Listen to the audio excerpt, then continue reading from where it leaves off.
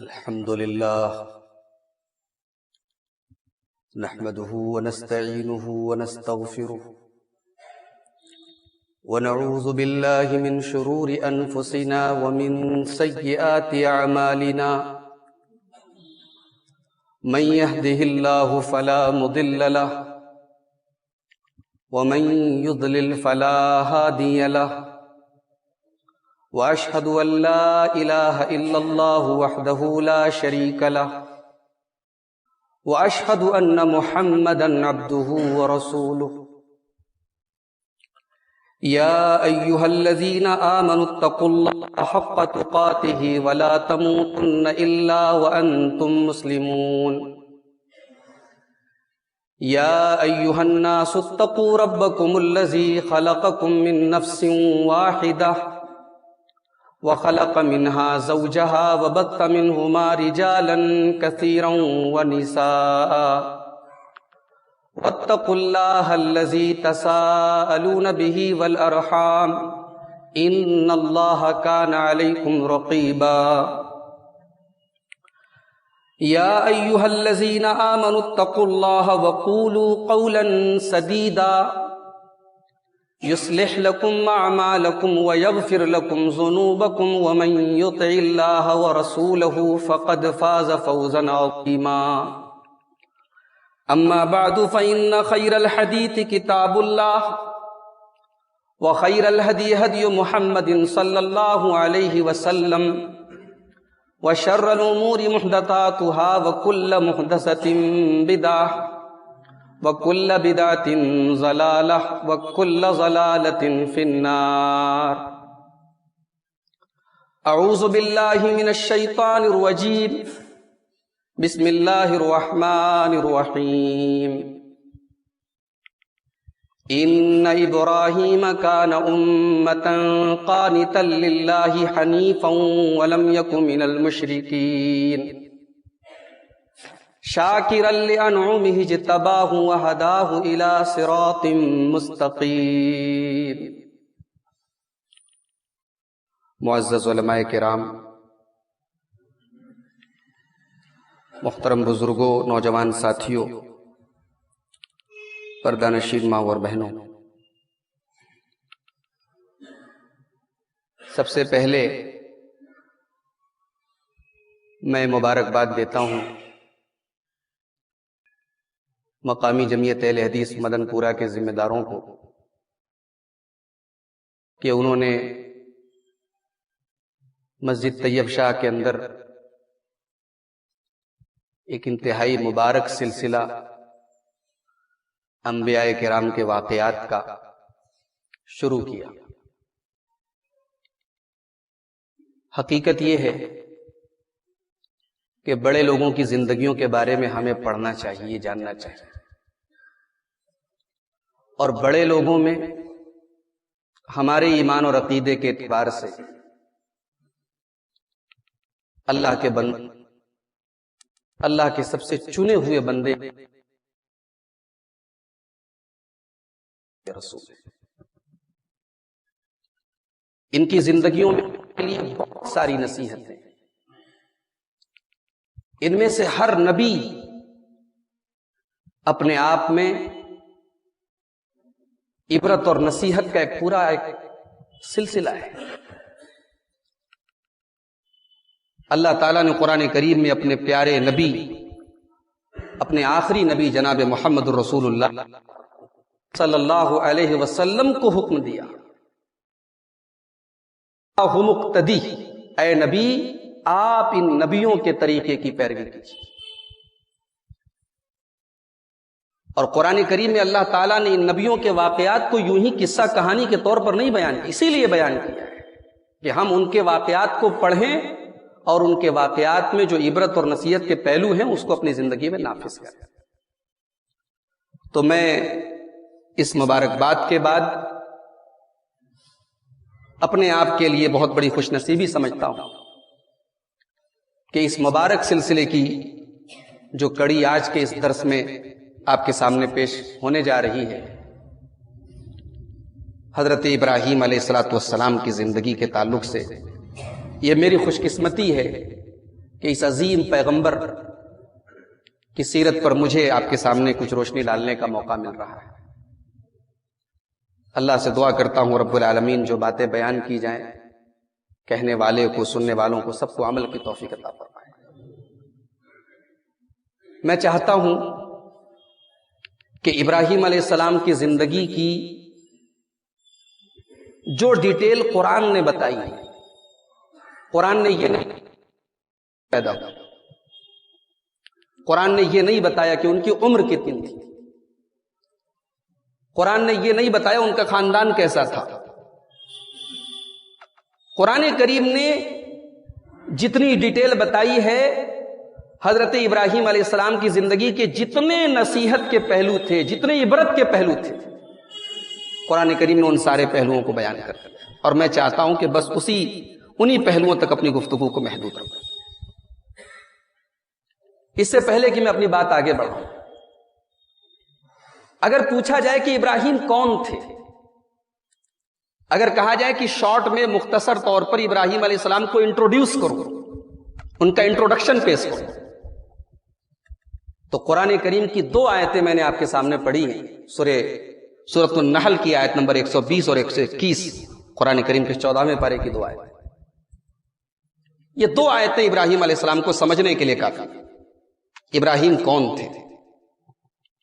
ان ابراہیم کان امۃ قانتا للہ، بے شک ابراہیم ایک امت تھے۔ ایک لفظ پر غور کیجیے، ابراہیم کو پہلا جو اللہ تعالیٰ نے خطاب اس آیت کریمہ میں دیا، امت تھے۔ امت کس کو کہتے ہیں؟ امت کا ایک بہت ہی عام فہم لفظ ہم سب جانتے ہیں، ہم لوگ بولتے ہیں نا امت محمدیہ، محمد صلی اللہ علیہ وسلم کی امت، ان کے ماننے والے۔ ایک پوری جماعت کو، ایک پوری کمیونٹی کو عربی میں امت کہتے ہیں۔ اللہ تعالیٰ نے ابراہیم کو امت کہا، ابراہیم امت تھے، یعنی میرا اکیلا ابراہیم، اس کا ایمان، اس کا صبر، اس کا توکل، اس کا رب کی ذات پر یقین، اس کا دین کے لیے قربانی دینے کا جذبہ، وہ اکیلے ایک امت کے برابر تھا۔ ان ابراہیم کان امۃ، ابراہیم ایک امت تھے۔ قرآن کریم میں یہ الفاظ اللہ نے کسی اور کے لیے استعمال نہیں کیے۔ یہ بہت اہم بات ہے، اور ابراہیم کی سیرت پڑھنے کے پہلے ہمیں سوچنا چاہیے کہ کیا تھا ان کے اندر کہ اللہ نے اکیلے ایک انسان کو ایک امت کے برابر قرار دیا۔ اور امت کا ایک دوسرا مطلب بھی ہوتا ہے، امت امام کے معنی میں بھی آتا ہے۔ امت کا مطلب جس کی اقتداء کی جائے، جس کی پیروی کی جائے۔ ان ابراہیم کان امتن، ابراہیم ایک امام تھے، رہتی دنیا تک کے لیے امام تھے۔ دنیا کی 2/3 آبادی، دنیا کی 2/3 آبادی آج ابراہیم علیہ السلام کا نام احترام سے لیتے تھے۔ صرف مسلمان ان کی عزت نہیں کرتے، پوری یہودی کمیونٹی، پوری کرسچین کمیونٹی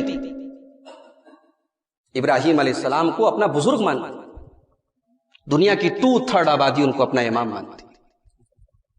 یہ مقام اتنی آسانی سے نہیں ملتا ہے۔ ان ابراہیم کان امتن، بے شک ابراہیم ایک امت تھے، قانتا للہ، اور اللہ تعالی کے فرما بردار تھے۔ قنوت کا لفظ اللہ نے استعمال کیا، اسی سے ہم لوگ قنوت نازلہ پڑھتے ہیں نمازوں میں، یا دعائے قنوت پڑھتے ہیں، اسی قنوت سے قانت بنا ہے۔ قانتن کے معنی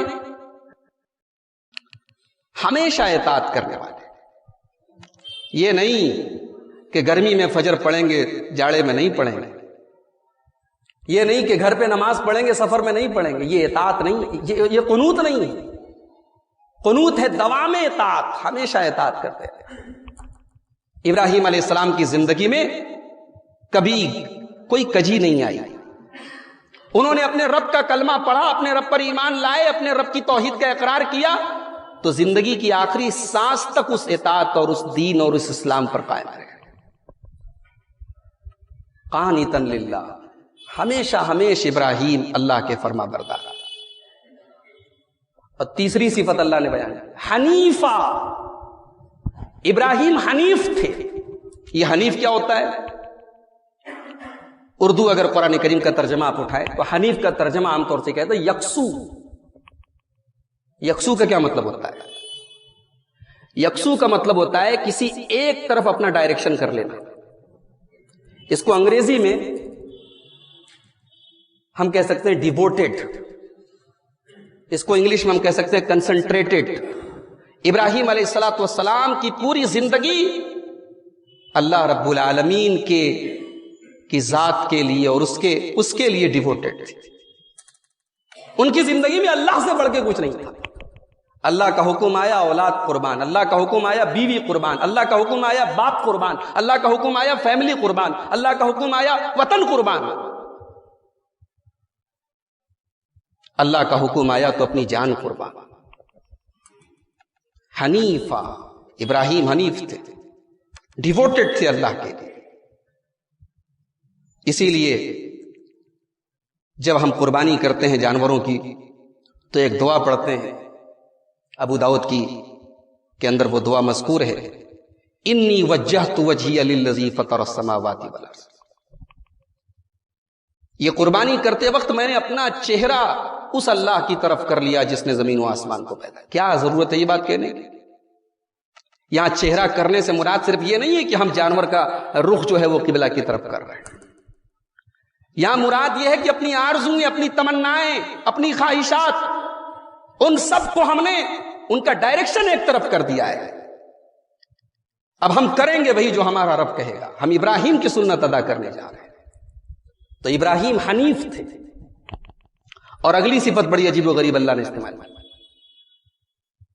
لم یک من المشرکین، ابراہیم مشرک نہیں تھے۔ یہ کہنے کی کیا ضرورت تھی؟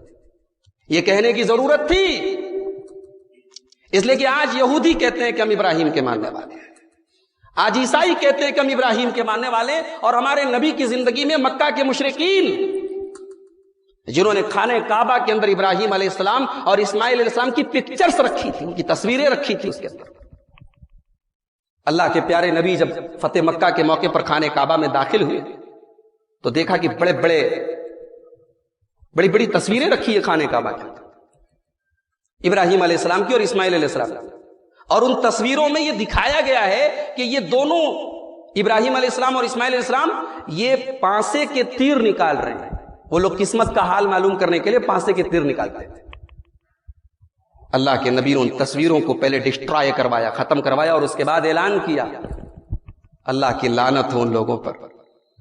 اتنے عظیم پیغمبروں کو انہوں نے کیسے غلط کام کی طرف منسوب کر دیا۔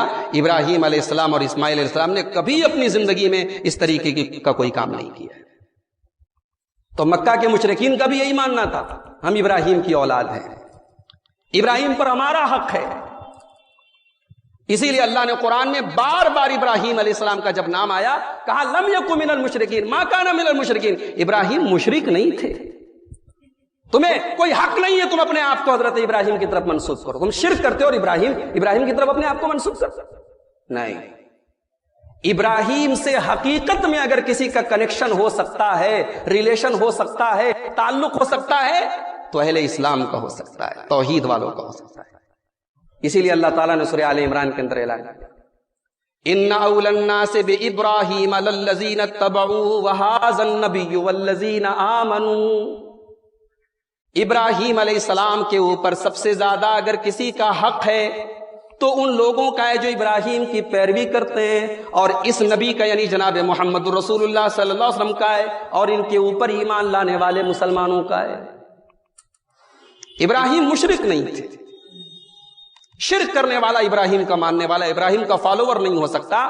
قرآن کریم کی یہ ایک آیت ان لوگوں کے منہ پر تھپڑ ہے جو ابراہیم کو اپنا باپ مانے، ابراہیم کو اپنا بزرگ مانے، ابراہیم کو اپنے اسلاف میں سے مانے اور شرک کریں۔ قرآن کہہ رہا لم یکن من المشرکین، میرا ابراہیم مشرک نہیں تھا۔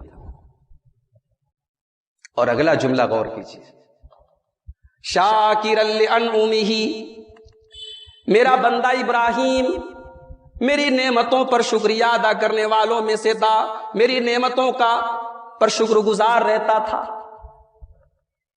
کچھ عجیب نہیں لگا آپ کو؟ ابراہیم علیہ السلام کی پوری زندگی تو صبر کی زندگی ہے. گھر چھوڑا صبر کیا، باپ چھوڑا صبر کیا، بیٹا قربان کرنے کی بات آئی صبر کیا، بچے کو اور بیوی صبر کیا. ہونا تو یہ چاہیے تھا میرا بندہ ابراہیم صابر تھا. اللہ نے صابر نہیں کہا، اللہ نے شاکر کہا. دیکھو مومن کے اندر دو کوالٹی ہوتی ہے. مومن مصیبتوں میں صبر کرتا ہے، نعمتوں پر شکر کرتا ہے. ابراہیم کے اندر یہ دونوں کوالٹی تھی، مگر اللہ تعالیٰ نے بجائے صبر کے ان کی شکر کی کوالٹی کو ہائی لائٹ کیا. کیوں ایسا کیا اللہ نے؟ ابراہیم صبر بھی ایسا کرتا تھا کہ وہ شکر ہے. ابراہیم کے صبر میں بے چینی نہیں تھی. ابراہیم آگ میں ڈالا جا رہا ہے، پیشانی پر بل نہیں. ابراہیم بیٹے کی گردن پہ چھری چلا رہے ہیں، ہاتھوں میں کوئی کپکپاہٹ نہیں. ابراہیم اپنے دودھ پیتے بچے اور اپنی بیوی کو چھوڑ کر کے جا رہے ہیں، پلٹ کے دیکھ بھی نہیں رہے. ایسا صبر شاید اس کائنات میں کوئی نہ گزرا ہو، جو اللہ کی آزمائشوں کو اللہ کی نعمتیں سمجھ کر، جو اللہ کی طرف سے آئے ہوئے کانٹوں کو اپنے حق میں پھول سمجھے. ایسا مقام اگر کسی کا ہے تو ابراہیم علیہ السلام. شاکر لانعمہ، میرا ابراہیم بڑا شکر گزار بندہ تھا. اجتباہ، ہی واز سلیکٹڈ بائی اللہ، اسے اللہ نے چنا تھا. ابراہیم اللہ کے چنے ہوئے بندے تھے. وَهَدَاهُ إِلَىٰ صِرَاطٍ مُسْتَقِيمٍ، اور ابراہیم کو صراط مستقیم کی طرف اللہ نے گامزن کیا تھا. یہ سورہ نحل کی 2 آیتیں ہیں. پورا ابراہیم علیہ السلام کی پوری سیرت کا نچوڑ ہے قرآن کریم کی یہ 2 آیتیں. ابراہیم کو سمجھنا ہے بس ان دونوں آیتوں کو. اب آئیے ہم آگے بڑھتے ہیں. ابراہیم پیدا ہوئے ایک بت پرست فیملی میں. باپ بہت بڑا بت پرست ہے، پروہت ہے اپنے قوم کا، اپنے سماج کا. ابراہیم نے آنکھیں کھولی، بتوں کی عبادت ہو رہی ہے، ستاروں کی عبادت ہو رہی ہے، سورج کے آگے لوگ ہاتھ جوڑ رہے ہیں، چاند کی پوجا ہو رہی ہے. اللہ کے آگے کوئی سجدہ کرنے والا نہیں. ابراہیم نے ایک ایسے ماحول میں آنکھ کھولی جہاں توحید پر کوئی نہیں ہے، اور ایسے ماحول میں ابراہیم خود توحید پر ہی نہیں ہے بلکہ توحید کے سب سے بڑے علم بردار ہیں. انہیں اپنی پوری قوم کو توحید سکھانا ہے، توحید بتانا ہے. ابراہیم علیہ السلام نے اس کام کا آغاز اپنے گھر سے کیا، اپنے باپ کے پاس آئے. اب باپ کا احترام بھی ملحوظ رکھنا ہے اور توحید کی دعوت بھی دینی ہے. دنیا کے تمام مبلغین اور دنیا کے تمام دعات کے لیے ابراہیم کے وہ چند الفاظ آئیڈیل ہیں کہ دیکھو کبھی اگر اپنے باپ کو سمجھانا پڑ جائے تو سمجھانے کا انداز کیا. سورہ مریم کی آیات پڑھیے. وَاذْكُرْ فِي الْكِتَابِ إِبْرَاهِيمَ إِنَّهُ كَانَ صِدِّيقًا نَبِيًّا إِذْ قَالَ لِأَبِيهِ يَا أَبَتِ لِمَ تَعْبُدُ مَا لَا يَسْمَعُ وَلَا يُبْصِرُ وَلَا يُغْنِي عَنكَ شَيْئًا يَا أَبَتِ إِنِّي قَدْ جَاءَنِي مِنَ الْعِلْمِ مَا لَمْ يَأْتِكَ فَاتَّبِعْنِي أَهْدِكَ صِرَاطًا سَوِيًّا. ابا جان، ایسی چیزوں کی عبادت مت کیجیے جو نہ سن سکتی ہیں، نہ دیکھ سکتی ہیں، نہ آپ کو فائدہ پہنچا سکتی. انداز دیکھیے سمجھانے کا. ابراہیم چاہتے تو اسی بات کو ایسے بھی کہہ سکتے تھے کہ ابا جان آپ غلط کر رہے ہیں، پتھروں کی عبادت کر رہے ہیں اپنے ہاتھوں سے تراشے ہوئے، آپ جو کام کر رہے ہیں غلط ہے. سیدھے سیدھے بول دیتے. مگر ابراہیم نے جو اللہ نے ہمیں طریقہ سکھایا ہے دعوت کا، ہم لوگ کیا چاہتے ہیں؟ ہم لوگ چاہتے ہیں بس سامنے والے کو ہم نے توحید سمجھائی وہ فوراً مان لے. ارے بھائی آپ اپنا اسلوب بھی تو دیکھیے، اپنا انداز بھی تو دیکھیے. کوئی آدمی تعویذ پہنتا ہے، آپ سیدھے کینچی لے کے چل رہے اس کی تعویذ کاٹ دے رہے ہیں. ارے پہلے اس کو سمجھاؤ تو صحیح کہ تعویذ غلط ہے. اس کو سمجھ میں آ گیا تو تم کو کینچی اٹھانی نہیں پڑے گی، وہ خود کاٹے گا اپنا. دعوت کا اسلوب ہونا چاہیے میرے بھائی. یہ ہم لوگوں نے جو دعوت کا انداز سیکھا ہے، سمجھانے کا انداز سیکھا ہے، بس ہتھوڑا لے کے بیٹھے بس مار دینا ہے، یہ نہیں طریقہ ہے. یہ ابراہیم نے طریقہ نہیں سکھایا. اے ابا جان، آپ ایسی چیزوں کی عبادت کیوں کرتے ہیں؟ خود ہی سوال کر رہے ہیں اپنے باپ سے کہ اپنے باپ کو جواب اپنے باپ کے اوپر چھوڑ دے رہے ہیں. کیوں ایسی چیزوں کی عبادت کرتے ہیں جو نہ فائدہ دے سکیں، نہ سن سکیں، نہ دیکھ سکیں؟ اس کے بعد کہتے ہیں ابا جان یا ابت انی قد جاءنی من العلم ما لم یاتک، اے ابا جان میرے پاس وہ علم آیا ہے جو آپ کے پاس نہیں آیا ہے. یہ نہیں کہا کہ اے ابا جان آپ جاہل ہیں میں عالم ہوں. انداز دیکھیے، میرے پاس وہ علم آیا ہے جو آپ کے پاس نہیں آیا. فاتبعنی، اے ابا جان آپ مجھے فالو کیجئے، میرے پیچھے چلیے. اہدیک صراطا سویا، میں آپ کو سیدھا راستہ دکھاؤں گا. یا ابت لا تعبد الشیطان، اے ابا جان آپ شیطان کی عبادت نہ کیجئے.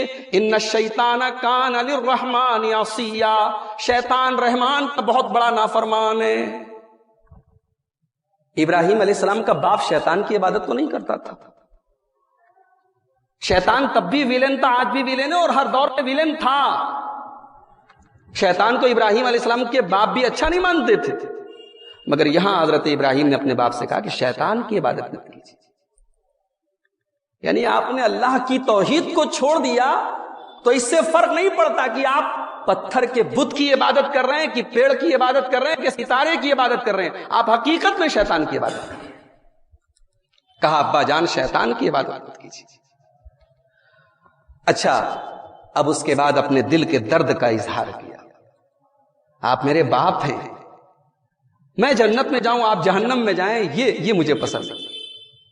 یا ابت انی اخاف ان یمسک عذاب من الرحمن فتکون للشیطان ولیا، اے ابا جان مجھے یہ ڈر ہے کہیں آپ اللہ کے عذاب میں گرفتار نہ ہو جائیں. آپ شرک کی حالت میں اگر مر گئے، اسی حالت میں آپ کا انتقال ہو گیا تو آپ اللہ کے عذاب کے حقدار ہو جائیں گے. اللہ اکبر. ابراہیم کے ان چند جملوں میں ایک بیٹے کا درد بھی ہے، ایک باپ کا احترام بھی ہے، ایک دائی کی خیر خواہی بھی ہے، اور سمجھانے کا بڑا پیارا انداز ہے. اور یہاں اللہ تعالیٰ نے 4 آیتوں میں ابراہیم علیہ السلام کی ان کے باپ کے ساتھ جو ڈائیلاگ ہوا ہے، جو بات چیت ہوئی، 4 آیتوں میں اللہ نے بیان کیا. اور ہر آیت کی سٹارٹنگ یا ابتی، اے ابا جان، اے ابا جان، اے ابا جان. ایک بار اللہ تعالیٰ اے ابا جان کہہ دیتا تو بات پوری ہو گئی تھی. بار بار ابا جان کا لفظ اس لیے استعمال کیا گیا، یہ بتانا مقصود ہے کہ جب آپ کسی کو دعوت دیں تو وہ جس پوسٹ پر ہو، وہ جس مقام پر ہو، اس کے مقام کی رعایت کی جائے. ایک بھنگی کو سمجھانے کا انداز اور ایک بادشاہ کو سمجھانے کا انداز سیم نہیں ہو سکتا.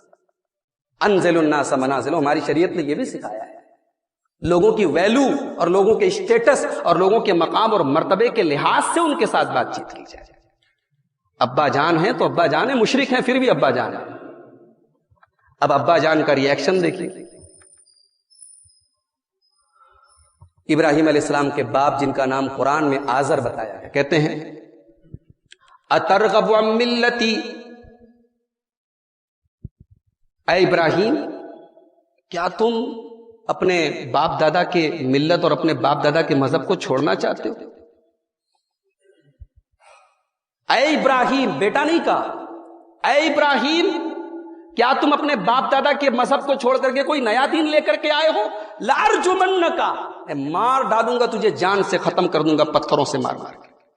واہجرنی ملیا، چلا جا میری نظروں کے سامنے سے دور ہو جا، ہٹ جا. باپ سختی کر رہا ہے، بیٹا محبت سے بات کر رہا ہے. بیٹا ابا جان کہہ رہا ہے اور باپ جان سے مارنے کی دھمکی دے رہا ہے، باپ گھر سے نکالنے کی دھمکی دے رہا ہے. ابراہیم علیہ السلام کہتے ہیں سلام علیک ساستغفر لک ربی انہ کان بی حفیا.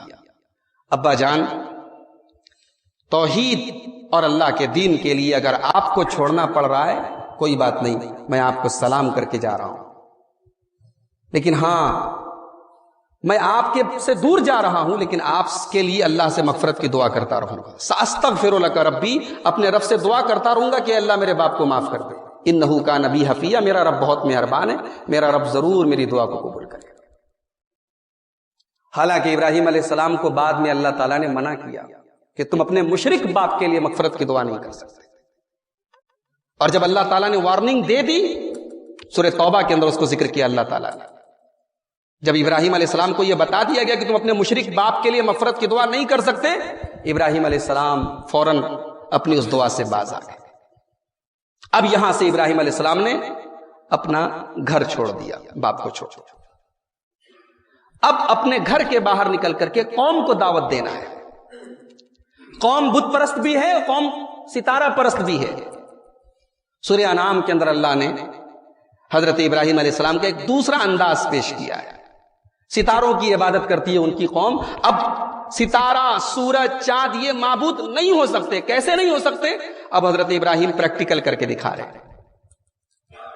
فلما جن علیہ اللیل رأى کوكبا قال ھذا ربی فلما افل قال لا احب الآفلین. رات ہوئی، ستارے چمکے. ابراہیم علیہ السلام نے کہا میری قوم کے لوگوں، ان ستاروں کو تم اپنا رب کہتے ہو نا، چلو میں بھی مان لیتا ہوں. یہ بھی مناظرے کا ایک انداز ہے. کبھی کبھی سامنے والے کی بات کو فرض کر لیا جاتا ہے، مان لیا جاتا ہے. چلو میں بھی مان لیتا ہوں یہ میرا رب ہے، میرا معبود ہے. فلما افل، جب ستاروں کے غائب ہونے کا ٹائم آ گیا، ستارے نظروں سے اوجھل ہو گئے. قال لا احب الآفلین. ابراہیم علیہ السلام نے کہا او لوگو، ایک نظروں سے اوجھل ہو جانے والا، غائب ہو جانے والا، ایک مخصوص ٹائم پر نظر آنے والا اور مخصوص ٹائم پر چلا جانے والا وہ رب کیسے ہو سکتا ہے؟ وہ تو خود کسی سسٹم کا محتاج ہے. وہ اپنی مرضی سے طلوع نہیں ہو سکتا، اپنی مرضی سے غائب نہیں ہو سکتا. وہ رب کیسے ہو سکتا ہے؟ فلما رأى القمر بازغا قال هذا ربي فلما افل قال لئن لم يهدني ربي لأكونن من الضالين. پھر چاند طلوع ہوا. ابراہیم علیہ السلام نے کہا چلو اس کو رب مان لیتے. چاند اپنے ٹائم سے طلوع ہوا، اپنے ٹائم سے غائب ہو گیا. چاند غائب ہو گیا. ابراہیم علیہ السلام نے کہا اے میری قوم کے لوگوں، اگر میرے رب نے مجھے ہدایت نہ دی ہوتی تو میں بھی تمہاری طرح گمراہ ہو جاتا اور چاند کو اپنا رب مان لیتا. پھر اگلے دن صبح کو جب سورج نکلا، آفتاب نکلا، فلما رأى الشمس بازغة قال هذا ربي هذا اکبر فلما افلت قال یا قوم انی بریء مما تشرکون. جب سورج نکلا کہا کہ اس کی بھی پوجا کرتے ہو نا، چلو اس کو رب مان لیتے تو سب سے بڑا ہے، یہ دکھنے میں سب سے بڑا ہے، چاند سے بھی بڑا ہے، ستارے سے بھی بڑا ہے دکھنے میں. جب شام کا ٹائم ہوا اور سورج بھی غروب ہو گیا، ابراہیم علیہ السلام نے اپنا میسج دے دیا. سورج بھی اپنے وقت پر نکلتا ہے، غروب ہوتا ہے. چاند بھی اپنے وقت پر طلوع ہوتا ہے، غائب ہوتا ہے. ستارے بھی اپنے وقت پر نظر آتے ہیں، اپنے وقت پر اوجھل ہو جاتے ہیں. یہ رب نہیں ہو سکتے. یہ تو خود کسی کے کریشن ہیں، یہ تو خود کسی کے سسٹم کے پابند ہیں. اے میری قوم کے لوگوں، میں تمہارے شرک سے بری ہوں. انی وجہت وجہی للذی فطر السماوات والارض. اس کے بعد ابراہیم علیہ السلام نے وہی جملے کہے جو ہم اپنے جانوروں کی گردنوں پر چھری چلاتے وقت پڑھتے کہ میں اپنا چہرہ اس اللہ کی طرف کر رہا ہوں. میں سب سے کٹ کر اپنا تعلق اس اللہ کے ساتھ جوڑ رہا ہوں جو زمین و آسمان کا پیدا کرنے والا ہے. یہ ابراہیم علیہ السلام نے دوسری نصیحت کی اپنی قوم کو. اب تیسرا ان کا میں آج کے درس میں ان کی نصیحت بیان کر کے بات ختم کروں گا. اپنی قوم کو بتوں کی عبادت سے منع کر رہے ہیں. سورہ انبیاء اٹھائیے، قرآن کریم کا 17واں پارہ. ما هذه التماثيل التي انتم لها عاكفون.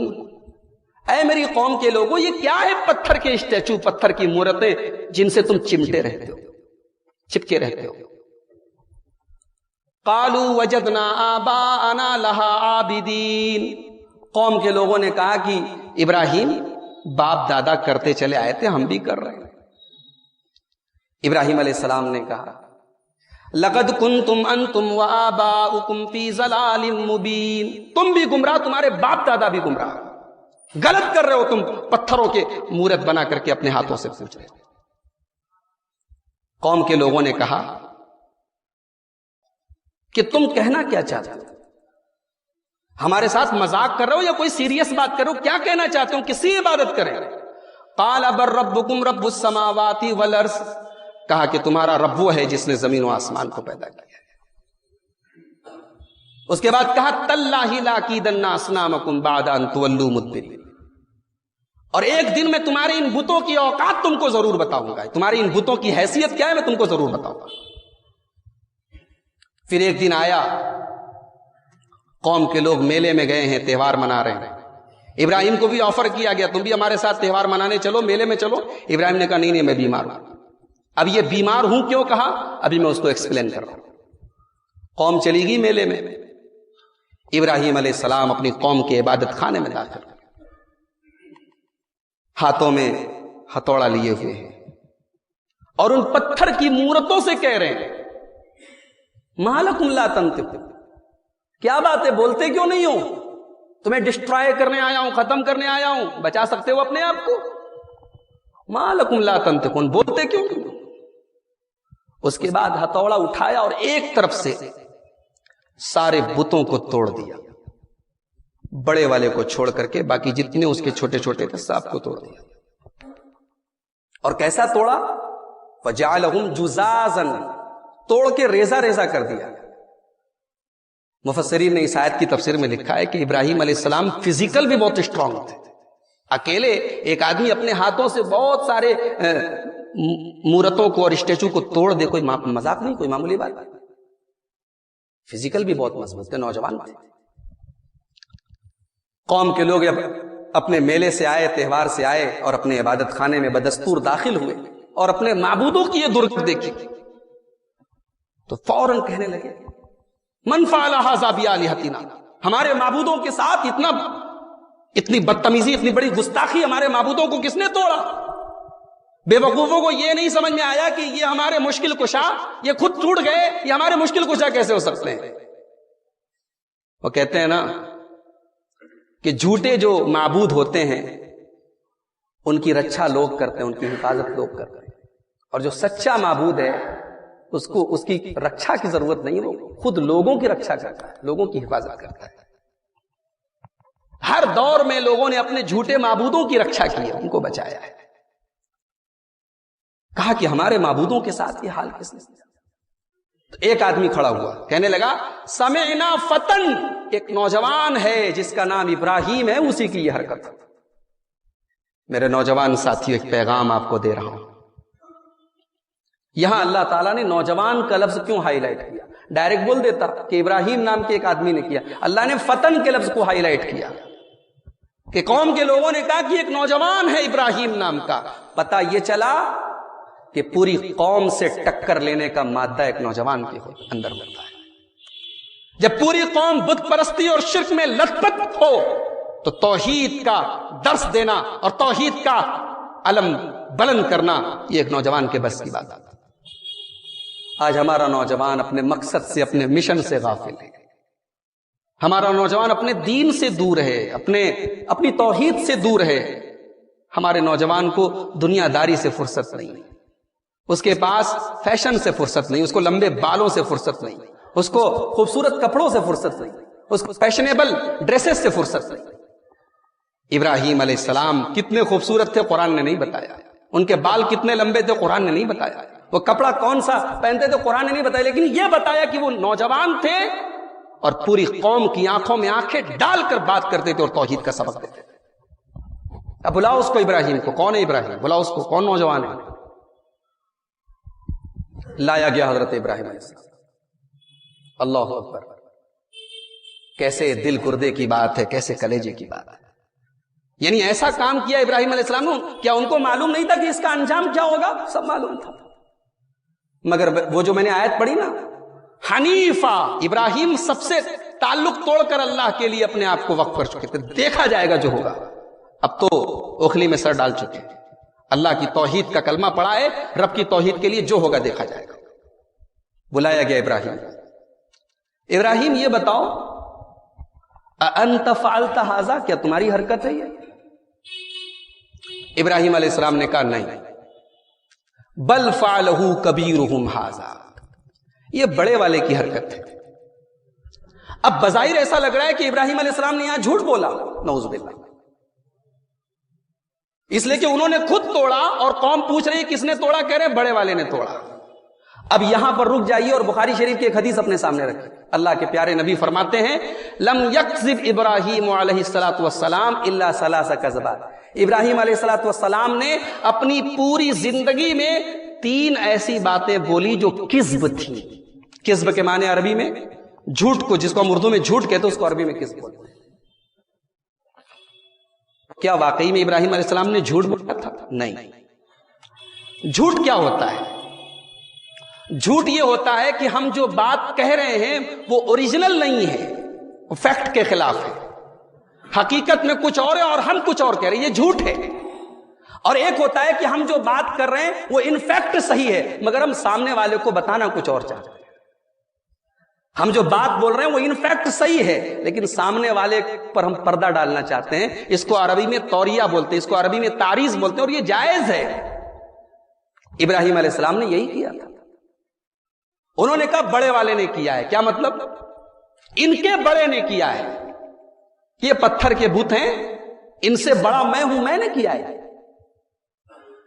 ان فیکٹ میں نے کیا ہے مگر سامنے والے کو ابھی یہ نہیں بتا رہے کہ میں نے کہا بڑے نے کیا ہے. اب جب بڑے نے کیا ہے تو ان کا دھیان اس پر گیا کہ بڑا والا جو بت بچا ہے اس نے کیا ہے. قوم کے لوگوں نے کہا ابراہیم میلے میں چلو. کہا میں بیمار ہوں.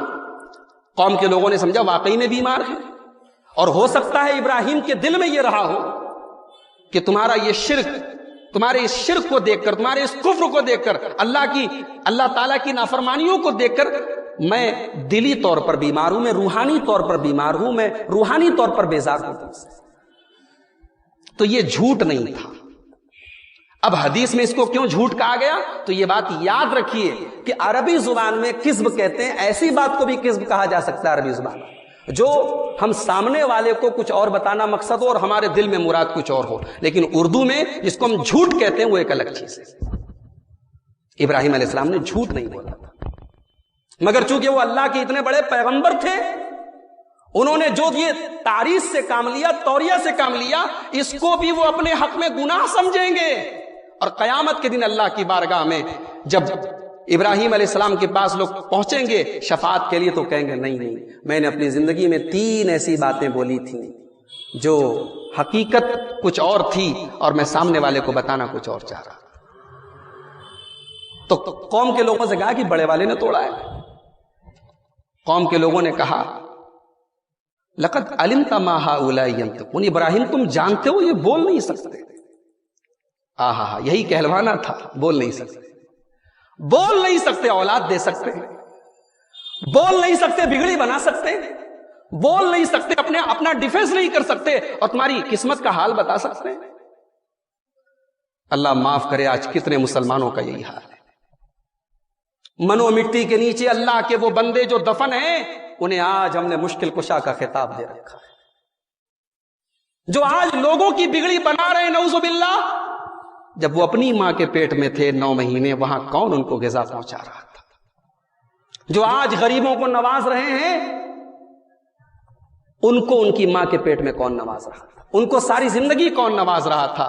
کاش اگر یہ نقطہ لوگوں کو سمجھ میں آ جائے تو لوگ غریب نواز، داتا، دستگیر، غوث اعظم، یہ سارا خطاب اور یہ سارے القاب اللہ کے بندوں کو دینے کے بجائے اللہ کو دینا شروع کر. کہا ہے میری قوم کے لوگوں اُفٍّ لَكُمْ وَلِمَا تَعْبُدُونَ مِن دُونِ اللَّهِ. افسوس ہے تمہارے اوپر، مت ماری گئی ہے تمہاری. تم ایسی چیزوں کی عبادت کرتے ہو، ایسی چیزوں کو حاجت روا مانتے ہو جو نہ سن سکیں، نہ دیکھ سکیں، نہ جواب دے سکیں. حضرت ابراہیم علیہ السلام نے حجت تمام کر دی. مناظرہ جیت لیا ابراہیم علیہ السلام نے. اپنی دلیل پہ ایسی مضبوط دلیل پیش کر دی، سامنے والے کے پاس کوئی جواب نہیں. اور دنیا کا دستور رہا ہے جب دلیل کا جواب دلیل سے نہ ہو تو دلیل کا جواب طاقت سے دو. کہا حرقو، بہت بول رہا ہے، اس کو جلا دو، کم ختم کر دو اس کو. وانصروا آلہتکم، یہ جو ہمارے معبودوں کا اس نے برا حال کیا ہے ان کا سپورٹ کرنا ہے کہ نہیں کرنا ہے، ان کو بچانا ہے کہ نہیں بچانا ہے. بس اس گستاخ کی سزا سزائے موت ہے، اس کو بری طریقے سے جلا کے ختم کر دو. اللہ اکبر. ابراہیم کو جلانے کے لیے آگ تیار کی گئی. ایک انسان کو جلانے کے لیے اتنی بڑی آگ تیار کی گئی، پورا گاؤں جلایا جا سکتا تھا، پوری بستی جلائی جا سکتی تھی۔ اور مفسرین نے لکھا ہے، علامہ ابن کثیر نے لکھا ہے، علامہ ابن جریر طبری نے لکھا ہے کہ اس وقت ابراہیم علیہ السلام کی قوم میں اتنا جذبہ تھا، عورتیں، بچہ بیمار ہوتا تھا، عورتیں کہتی تھی میرا بچہ ٹھیک ہو جائے گا، ابراہیم کے لیے جو آگ تیار ہو رہی اتنی لکڑیاں اس آگ کے اندر دوں گی میں۔ منتیں مانی جاتی تھی اس آگ میں لکڑی دینے کے لیے۔ اللہ اکبر، کیسی آگ رہی ہوگی۔ آگ جل کے تیار ہے اور ابراہیم علیہ السلام کو اس آگ میں ڈالا جا رہا ہے۔ ابراہیم علیہ السلام کچھ تو بے چین رہے ہوں گے، کچھ تو ان کو نظر آ رہا ہوگا کہ اس آگ میں جانے کے بعد میرا حال کیا ہوگا، مگر اللہ کے اس بندے کی پیشانی پر کوئی شکن نہیں، اس کے دل میں کوئی اضطراب نہیں، اس کے دل میں وہی سکون ہے جو جناب محمد رسول اللہ صلی اللہ علیہ وسلم کے دل میں غار ثور کے اندر تھا۔ آگ میں ڈالا جا رہا ہے اور ابراہیم کی زبان پر بس ایک ہی کلمہ ہے، حسبی اللہ و نعم الوکیل، میرا رب میرے لیے کافی ہے، میرا اللہ میرے لیے کافی ہے۔ اللہ کی توحید کے لیے اگر آگ ہے تو آگ صحیح، اللہ میرے لیے کافی ہے، اللہ کام بنانے والا ہے، اللہ مجھے ضائع نہیں کر سکتا۔ ابو بکر صدیق رضی اللہ تعالیٰ عنہ نے اللہ کے نبی سے کہا تھا غار ثور میں کہ اے اللہ کے نبی دشمن قریب آ چکا ہے، ذرا سا نیچے دیکھیں گے ہم پکڑ لیے جائیں گے۔ اللہ کے پیارے نبی نے کیا کہا تھا؟ ما ظنک باثنین اللہ ثالثہما، ابراہیم تمہارا، ابو بکر تمہارا کیا خیال ہے، ہم صرف دو ہیں؟ نہیں، ہمارے ساتھ ایک تیسرا ہے، اللہ۔ اور قرآن کریم میں اللہ کے نبی کے جو الفاظ اللہ تعالیٰ نے نقل کیے، لا تحزن ان اللہ معنا، اے ابو بکر گھبراؤ نہیں، اللہ ہمارے ساتھ ہے۔ آج ہندوستان کے جو بھی حالات ہیں، اللہ ہمارے ملک کی حفاظت کرے۔ ابھی خبر آئی ہے دلی کے اندر حالات خراب کرنے کی کوشش ہو رہی ہے، آتش زنی ہو رہی ہے، گھروں کو جلایا جا رہا ہے، دنگے فساد بڑھائے جا رہے ہیں، اللہ حفاظت کرے سب کی۔ لیکن جو حالات ہیں میرے بھائی، ہمارے نبی ہمارے لیے اسوہ ہے، اور ہمارے نبی نے ہمیں یہ ایمان دیا ہے کہ پریشانی، مشکل سے مشکل حالات میں بھی ایک مومن کا شعار یہی ہونا چاہیے، ایک مومن کے دل میں اور ایک مومن کی زبان پر یہی ہونا چاہیے، ان اللہ معنا، اللہ ہمارے ساتھ ہے۔ ابراہیم آگ میں ڈالے جا رہے ہیں اور حسبی اللہ و نعم الوکیل کہہ رہے ہیں۔ آگ میں ڈال دیا گیا، اللہ نے بارش نہیں نازل فرمائی، اللہ نے ہوائیں نہیں بھیجی، اللہ نے ابراہیم علیہ السلام کو بچانے کے لیے آج ڈائریکٹ آگ کو خطاب کیا، یا نار کونی بردا وسلاما علی ابراہیم، اے آگ، آج تک تو تیرا کام لوگوں کو جلانا تھا، لیکن آج تو میرے بندے ابراہیم کے لیے ٹھنڈی ہو جا، اور ایسی بھی ٹھنڈی نہ ہو جا کہ ابراہیم کو ٹھنڈک سے تکلیف پہنچے، بردم و سلاما، میرے ابراہیم کے لیے تو سلامتی والی بن جا، تو سلام بن جا۔ اللہ اکبر، ابراہیم کے جیسا ایمان پیدا ہو جائے۔ علامہ اقبال کہتے ہیں آج بھی ہو جو براہیم سا ایمان پیدا، آگ کر سکتی ہے انداز گلستان پیدا۔ آج بھی ہزاروں نمرود ہیں، آج بھی ہزاروں فرعون ہیں، مگر موسیٰ والا ایمان اور ابراہیم والا توکل ہمارے پاس۔ ابراہیم علیہ السلام کا ایک رونگٹا بھی ان کے بدن کا اس آگ کے اندر، جو آگ بہت ہی خطرناک قسم کی آگ تھی، اس آگ کے اندر ان کا ایک رونگٹا بھی نہیں چلا۔ لیکن اب ابراہیم علیہ السلام سمجھ چکے تھے کہ میری قوم میری بات نہیں مانے گی، اب اس بستی کو چھوڑ دینا پڑے گا۔ ابراہیم علیہ السلام ہجرت کرتے ہیں اور اب ملک عراق چھوڑ کر کے ملک شام پہنچتے ہیں۔ انشاءاللہ اگلے درس میں ہم ابراہیم علیہ السلام کی زندگی کے آگے کے واقعات بیان کریں گے، اور جو سب سے اہم چیز ہے کہ ان کی زندگی سے جو ہمیں اسباق ملتے ہیں، دروس ملتے ہیں، عبرتیں اور نصیحتیں ملتی ہیں، انشاءاللہ ہم اگلے درس میں ان پر روشنی ڈالیں گے۔ رب العالمین سے دعا ہے، الہ العالمین تو ہمیں ابراہیم علیہ السلام کی سیرت اور ان کے اسوہ حسنہ سے تو ہمیں عبرت حاصل کرنے کی توفیق عطا فرما۔ رب العالمین ہمارے دلوں میں ویسا صبر، ویسا توکل اور ویسا یقین پیدا فرما۔